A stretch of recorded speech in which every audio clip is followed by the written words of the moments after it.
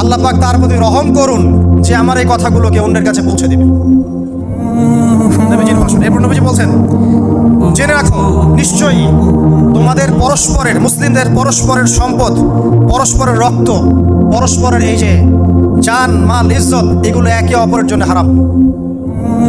মুসলিমদের পরস্পরের রক্ত, পরস্পরের ইজ্জত সম্মান একে অপরের জন্য হারাম, এর হানি করা একে অপরের জন্য হারাম।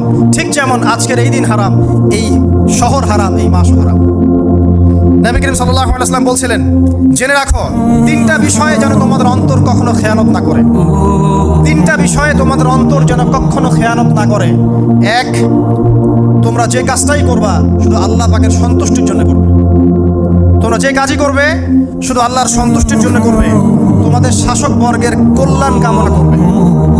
তোমাদের শাসক বর্গের কল্যাণ কামনা করবে। 3 নাম্বার, মুসলিমদের জামাতকে আঁকড়ে ধরে রাখবে। মুসলিমদের ইউনাইটেড কমিউনিটিকে আঁকড়ে ধরে থাকবে। এই তিনটা বিষয় পালনের ক্ষেত্রে তোমাদের অন্তর যেন খেয়ানত না করে।